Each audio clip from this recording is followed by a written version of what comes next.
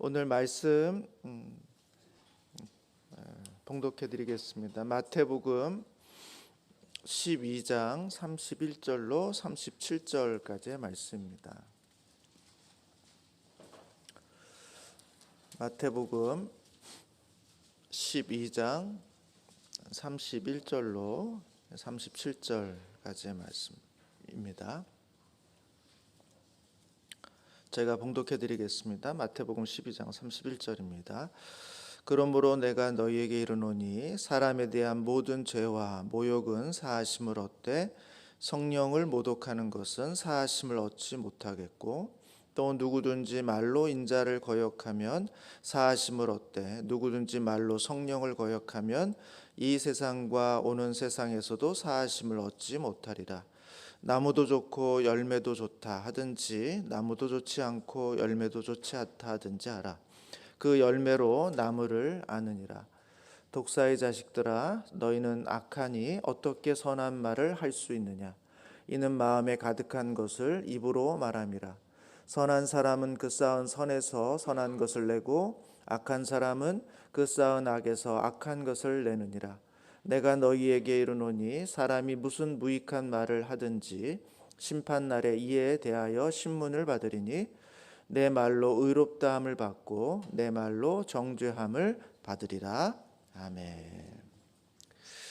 네, 매일 성경의 본문을 따라서 이렇게 매일 새벽 기도를 인도하다 보니까 오늘 또 마태복음 12장이 되었습니다. 마태복음 12장은 바리새인들과 예수님 사이의 논쟁과 갈등에 대해서 주로 다룬 사건이라서 오늘 본문에도 보면 조금 자극적인 그런 내용들이 있습니다. 예수님의 표현 중에 성령을 모독하는 자, 성령을 회방하는 자는 사하심을 얻지 못한다 하는 좀 다소 충격적인 말씀도 하시고 34절에 보면 예수님께서 또 심하게 독사의 자식들아 이런 좀 격한 말도 쓰시는 것들을 봅니다.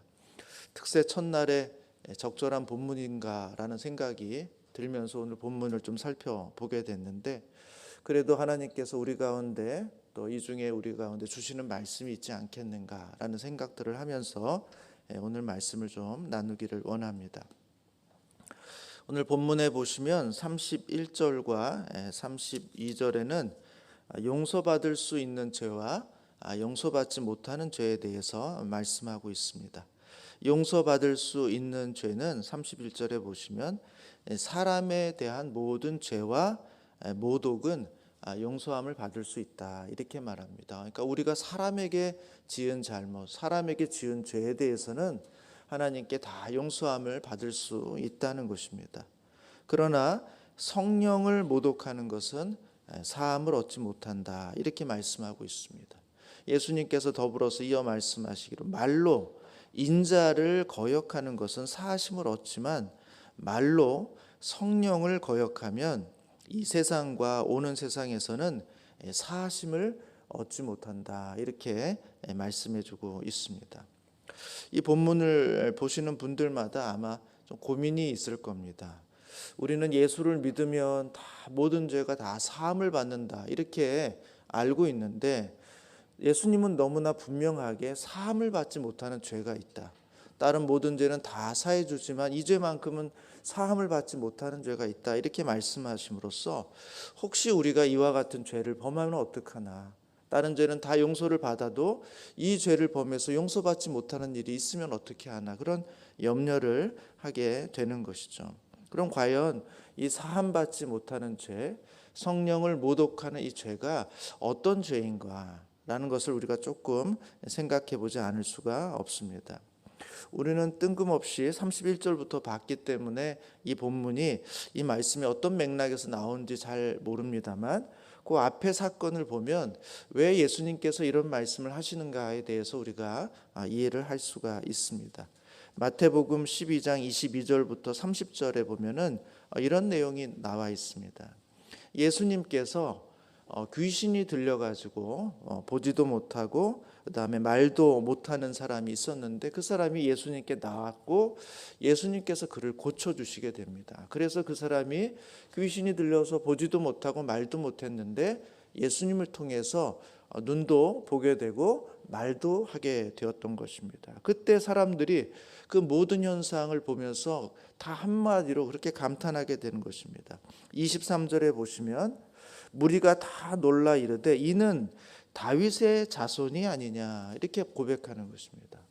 아니 귀신 들려서 말도 못하고 보지도 못했던 사람이 있는데 예수님이 과연 이분이 누구길래 이분을 통해서 그 귀신 들렸던 사람이 눈도 보게 되고 말도 하게 되는 것을 보니까 사람들은 자연스럽게 이분이 예수란 분이 귀신의 권세보다 더 뛰어난 귀신도 통제할 수 있는 하나님이 보내신 메시아구나라는 사실을 자연스럽게 고백하게 된 것입니다. 근데 문제는 여기서 끝나지 않고 바리새인들이 이 사건을 두고 딴지를 걸게 되는 것입니다. 바리새인들이 무리한 주장을 하게 되는 것입니다. 귀신이 들렸던 사람을 풀어준 것, 낫게 해준 것을 부인할 수가 없으니까 이 사람이 어떤 논리를 이 바리새인들이 취하냐 하면 하나님으로부터 그 권세가 온 것이 아니라 오히려 귀신의 왕 바알세불로부터 권위를 받아서 그 권세를 받아서 그래서 귀신을 쫓아낸 것이 아니냐라고 사람들에게 호도하고 있는 것입니다. 누구나 다 봐도 지금 이 귀신에 사로잡혔던 이 사람을 고쳐줌으로써 이 예수란 분은 귀신의 권세를 넘어서는 그리고 귀신과 대적하는 그와 같은 하나님으로부터 온 존재라는 것을 부인할 수 없어서 다윗의 자손이 아닌가 그렇게 고백하고 있는데 바리새인들 그것을 왜곡시키고 삐뚤게 만들어서 아니다. 귀신의 왕 바알세불을 힘입지 않고는 이런 일이 일어날 수 없다라고 이렇게 왜곡을 시켜버리는 것입니다. 하나님의 아들 메시아가 아니라 귀신의 능력을 입은 사람이다 이렇게 이야기함으로써 이 예수님의 이 사역을 완전히 다른 것으로 만들어 버리려고 한다라는 것입니다. 이들은 다 알고 있어요. 누가 보더라도 예수님의 이 권위는 하나님으로부터 왔고 그래서 다윗의 자손이 아닌가 이런 고백을 하는 것입니다. 뻔히 다 알고 있음에도 불구하고 그것을 받아들이지 못하고 적대적인 그 감정을 어떻게든지 논리적으로 맞지도 않는 말로 주장하는 것, 그래서 성령이 하시는 일을 모독하는 것, 성령께서 하시는 일인데도 불명하고 그걸 귀신이 하시는 일이라고 이야기하는 이 모습을 보면서 주님은 이렇게 또 말씀하시는 거죠. 30절에 보시면 나와 함께 하지 아니하는 자는 나를 반대하는 자요 나와 함께 모으지 아니하는 자는 해치는 자니라 이렇게 말하는 것이죠. 너희들이 눈으로 뻔히 보고도 인식하고 있으면서도 알고 있으면서도 그것을 대적해서 비틀어서 왜곡시키는 것으로 주장하는 너희들의 그 마음은 용서받지 못한다는 것입니다. 성령을 회방한다는 것은 바로 이런 것입니다. 몰라서 지은 죄가 아니에요. 우리 성도님들이 예수를 모르기 전, 예수를 만나기 전 하나님을 몰랐을 때 우리가 주님을 저주하기도 하고 때로는 하나님이 어디 있냐고 말하기도 하고 성령이 어디 있냐고 말하기도 하는 것, 우리가 몰라서 그러는 것은 전혀 문제가 되지 않습니다. 오늘 본문의 내용은 바리새인들처럼 뻔히 누가 보더라도 이것은 주님의 역사, 하나님의 역사라는 것이 너무나 분명함에도 불구하고 본인들도 인식하고 있으면서도 그 자체를 받아들이지 못해서 예수를 용납하지 못해서 그를 왜곡시키고 변경시키고 거짓된 논리로 만들어내는 것을 예수님은 성령을 회방하는 것, 성령을 모독하는 것이다 이렇게 말씀하고 있는 것입니다. 그러니까 우리 성도님들이 크게 걱정 안 하셔도 됩니다. 우리가 실수로 성령을 모독할 일은 없습니다. 내가 성령을 모독하는 죄를 범하면 어떻게 할까? 그런 일은 없어요. 우리 성도님들은 절대로 그런 일은 없습니다. 뻔히 알면서도 의도적으로 적대적인 마음을 가지고 논리에 맞지도 않는, 그래서 그 성경 앞부분에 보시면 아니 그러면 바알세불의 힘을 빌어서 내가 귀신을 쫓아내는 것이면 지금 사단들끼리 서로 내분이 일어나는 것인데 그것이 말이 되느냐? 말도 안 되는 얘기를 너희가 주장하고 있는 것이 아니냐? 그렇게 말한 것처럼 우리가 말도 안 되는 논리를 주장하면서까지도 하나님을 대적하게 된다면 모를까? 우리가 모르고 때는 연약함 때문에, 우리의 두려움 때문에 우리가 잠시 베드로처럼 주님을 부정하는 것 몰라서가 아니에요. 의도적인 게 아닙니다. 두려워서, 우리의 연약함 때문에 그런 것들이 하나님 앞에 용서받지 못한다, 이런 말씀을 드리는 것이 아니다라는 것입니다. 오늘 본문에서 말하고 있는 성령 모독죄라는 것은 알면서도 의도적으로 적대적인 그런 판단을 하는 사람들, 거기에 대해서는 하나님께서 용서함을 받을 수 없다라는 것이고, 그것이 바로 성경에서, 구약 성경에서 누누이 말하고 있는 완악함이라는 것입니다. 하나님께서 이 완악함에 대해서는 절대로 용서할 수가 없다라는 것입니다. 사람들은 죄 때문에 망하는 게 아니라 완악함 때문에 망하는 것입니다. 죄가 있는데 죄를 인정하지 않고, 죄가 있는데 뻔히 자기의 죄는 것을 알면서도 회개하지 않고 끝까지 그것을 고집한 그 완악함 때문에 사람들은 망하게 된다라는 것이죠. 그래서 33절에도 보시면 나무도 좋고 열매도 좋다 하든지 나무도 좋지 않고 열매도 좋지 않다 하든지 하라.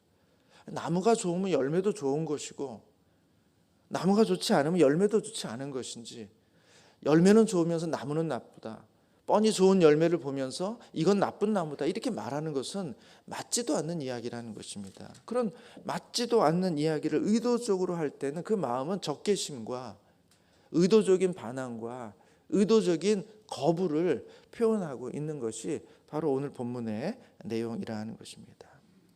저는 오늘 이 말씀을 보면서 저는 우리 성도님들이 성령을 모독할 일은 없다, 성령을 모독하는 죄를 범할 가능성은 거의 없다라고 생각을 합니다. 그렇다면 이 말씀이 우리 가운데 주고 있는 묵상, 우리 가운데 있는 주고 있는 도전은 무엇일까? 저는 그것은 우리는 성령을 모독하는 것은 아닐지라도 우리는 종종 하나님 앞에서 고집을 피울 때가 있지 않은가라는 생각들을 하게 되는 것입니다. 하나님의 뜻이 뭔지 아나요? 하나님이 우리 마음속에 우리로 하여금 어떻게 하라고, 하나님께서 우리의 양심을 통해서, 우리의 마음을 통해 또 성령의 음성을 통해서, 하나님의 말씀을 통해서, 얘야 너 이렇게 하는 게 맞지 않겠니? 네가 그거 하기 싫어하는 거 내가 알지만, 네 마음에 그것이 용납되지 않는 거 내가 알지만, 그래도 우리가 그리스도인이라면, 그래도 우리가 성도라면, 네가 어른이라면 이렇게 하는 게 맞지 않겠니? 우리 주님께서 우리 가운데 말씀해 주시는 어떤 부분이 있는데 우리가 마음에 내키지 않아서, 하고 싶지 않아서 하나님한테 저항하고 갈등하고 끝까지 고집을 부릴 때가 있는 것입니다. 이것이 성령을 회방하는 죄는 아닙니다. 우리의 옛 자아와 우리 주님이 주시는 성령의 능력이 부딪히는 일이죠. 갈등이 있는 것입니다. 무엇이 옳은 것은 알지만 하고 싶지 않기 때문에, 받아들이고 싶은 마음이 없어서 고집을 피울 때가 혹 우리는 있지 않은가라는 생각들을 해보게 되는 것입니다. 사랑하는 성도 여러분, 우리는 늘 이 두 마음이 싸우는 존재입니다. 성도이기 때문에 우리 안에 옛 자아의 모습도 있고, 그리고 주님께서 주시는 새로운 마음이 우리 가운데 있어서 갈등하는 것입니다. 이 싸움에서 우리가 기쁨을 맛보는 것, 하나님의 은혜를 맛보는 것은 끝까지 고집을 부리는 것이 아니라 주님의 말씀에 순종하는 것입니다. 하나님께서 우리 양심 가운데 주신 말씀에 따라가는 거예요. 하나님의 옳다고 말씀하시는 성경의 진리를 쫓아가는 것입니다. 그것이 때로는 불편해 보이고 마음에 원하지 않는 것처럼 보일지 몰라도 하나님의 말씀이 옳습니다라는 그 마음을 가지고 순종하는 것입니다. 사도행전 10장에 보면 베드로가 한 꿈을 꾸는데 하늘로부터 부정한 음식들이 내려옵니다. 베드로는 깜짝 놀라죠. 아니 왜 저 부정한 음식들이 내려오는가? 근데 하늘로부터 음성이 있어요. 베드로야, 이 음식을 먹어라, 이렇게 말하는 것이죠. 베드로가 말합니다. 주님, 저는 부정한 음식을 먹지 않습니다. 그때 주님이 말씀하십니다. 내가 너에게 거룩하다 한 것, 내가 너에게 깨끗하다 한 것을, 먹으라 한 것을 너는 거부하지 말아라. 저는 그걸 한 번도 먹어본 적이 없습니다. 그 꿈에서 그것을 3번이나 그 꿈을 보여주세요. 하나님이 거룩하다 한 것, 하나님이 먹어도 된다고 한 것을 너 받아들여라, 그렇게 말하지만 베드로는 자기가 유대인으로서 부정한 음식을 나는 먹지 않았기 때문에 그것을 거부합니다. 그러나 꿈을 깨고 나서 그 모든 상황이 하나님의 어떠한 음성인지 어떠한 의도인지 알고 있었어요. 그래서 그는 고넬료라는 이방인을 찾아가게 된 거예요. 내키지 않았어요. 그러나 하나님의 말씀이 너무나 분명했기 때문에 그 베드로는 순종하면서 나아갔던 것입니다. 그리고 그 계기를 통해서 이방인 가운데도 하나님의 구원이 있고 하나님의 역사가 있고 하나님의 은혜가 있다는 사실을 우리는 공식적으로 알게 되는 것이죠. 사랑하는 성도 여러분, 우리 안에 우리 주님께서 우리의 양심으로 또 주님의 말씀으로 분명한 말씀으로 주시고 있는 주님의 뜻이 있다면, 그것을 우리 가운데 보여주고 있다면 끝까지 그것 갖고 씨름하지 마시고 오늘 이 아침에 하나님, 제가 당신의 뜻을 알겠습니다. 당신의 말씀이 뭔지 알겠습니다. 제가 붙잡고 있는 건 내려놓겠습니다. 하나님의 말씀에 순종하겠습니다 하는 그 고백을 통해서 우리 주님께서 우리 가운데 인도하시는 진리의 길로 나아가시는 우리 성도님들이 되시기를 주님의 이름으로 축복합니다. 두 번째는 34절부터 37절에 있는 말씀입니다. 사람들이 자기 안에 쌓은 것으로 자기의 말을 내게 돼 있다. 내가 무엇을 쌓아 놓느냐에 따라서 거기에서 쌓은 것에서 나온다는 이야기입니다. 선한 사람은 그 쌓은 선에서 선한 것을 내고 악한 사람들은 그 쌓은 악에서 악한 것을 낸다는 것입니다. 그냥 악한 사람이 갑자기 악해지는 게 아니라 그 악을 차곡차곡 쌓아놨다가 그 쌓은 것이 꽉 찼을 때 그 안에서 악한 것이 터져 나온다는 것입니다. 말 실수라고 할 때도 있지만 어쩌면 정말 실수도 있을 수도 있지만 어쩌면 우리 안에 속에 가득 쌓여있던 것들이 이제 넘쳐서 흘러나오게 되는 것일 수 있다는 것입니다. 바리새인들은 악하기 때문에 선한 것을 낼 수가 없고 그들은 악한 것들을 내고 있다 이렇게 말하고 있어요. 사람들은 자기가 한 말에 대해서 반드시 심판날에 신문을 받게 될 것인데 선한 말을 했다면 내 말로 의롭다함을 받을 것이고 악한 말을 했다면 내 말로 정죄함을 받을 것이다 이렇게 말씀해 주고 있습니다. 저는 이 말씀을 보면서 그런 생각을 들었습니다. 우리는 날마다 우리 안에 무엇을 쌓아가는가, 내 안에 무엇이 드러나는가. 그 드러나는 것은요 내 안에 쌓은 것이 나오는 것이거든요. 내 안에 무엇을 쌓느냐가 너무 중요하다는 것입니다. 과연 내 안에 어떤 것들이 쌓여지고 있는가라는 것입니다. 여러분, 바리새인들은 다른 사람을 판단하고 정죄하는 있고 심판하는 일에 탁월한 사람들이었습니다. 왜 그럴 수 있었을까요? 그들은 자기의 의의가 있었기 때문에 그래요. 자기는 남들보다 거룩하다, 남들보다 정결하다, 남들보다 의롭다, 남들보다 하나님 앞에 더 철저하게 순종하며 살아간다 하는 자기의 의로 가득한 사람, 그래서 그렇지 못한 사람들을 보면 정죄하고 판단했던 것입니다. 그것이 계속해서 쌓였기 때문에 그는 자기의 의로움이 더할 때마다 자기의 의와 함께 다른 사람들을 향한 정죄와 판단이 가득 차 있었던 것입니다. 그래서 그의 눈에는 언제나 다른 사람의 잘못만 보여요. 다른 사람의 부족함들만 보입니다. 다른 사람이 잘하지 못하는 것만 보이는 거예요. 그래서 늘 그것을 지적하고 판단하고 정죄하는 것이죠. 그래서 그에게는 늘 그런 악한 말들이 흘러나가게 되는 것이죠.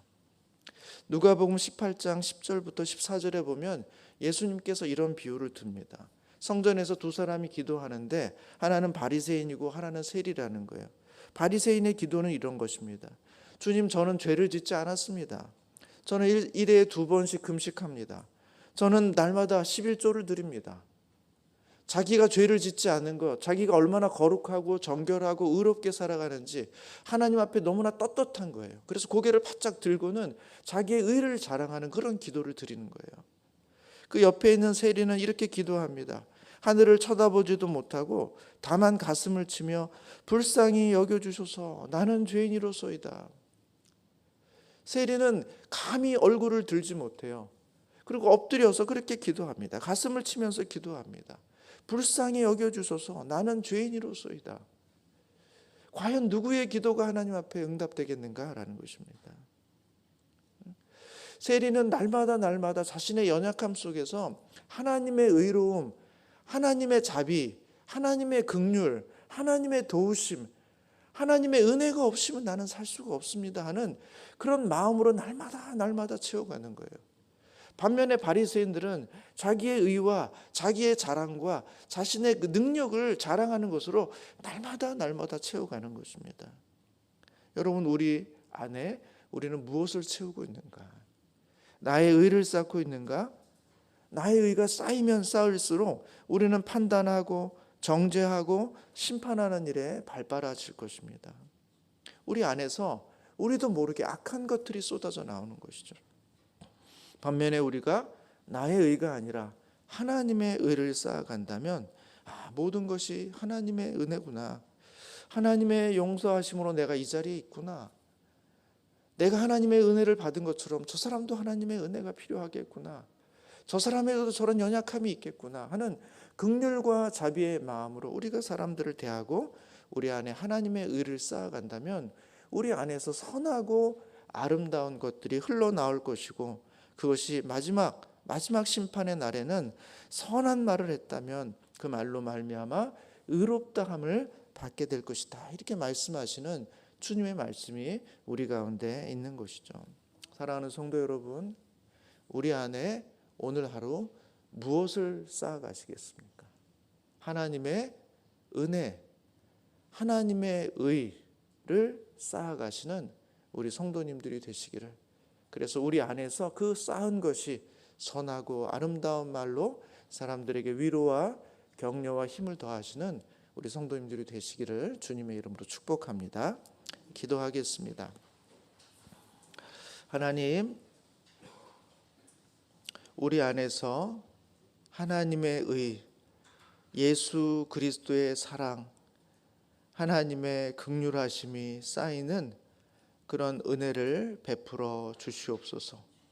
하나님, 세상은 다 자기를 자랑하는 것에 목말라 있지만 우리는 오직 주님을 자랑하는 것이고 예수 그리스도의 십자가를 자랑하는 인생이고, 나는 연약하지만 내 안에서 우리 주님의 강함이 드러나게 되는 것을 자랑하는 우리 귀한 성도들이 되게 하여 주시옵소서. 나 자신은 점점 작아지게 하시고 우리 주님은 우리 안에서 커지는 역사가 있게 하여 주셔서 하나님, 이전보다 우리가 주님을 더 의지할 수밖에 없고 이전보다 우리가 주님을 더 사랑할 수밖에 없습니다 고백할 수 있는 우리 귀한 성도들의 삶이 되게 하여 주시옵소서. 주님 부탁하오며 예수님의 이름으로 기도합니다. 아멘.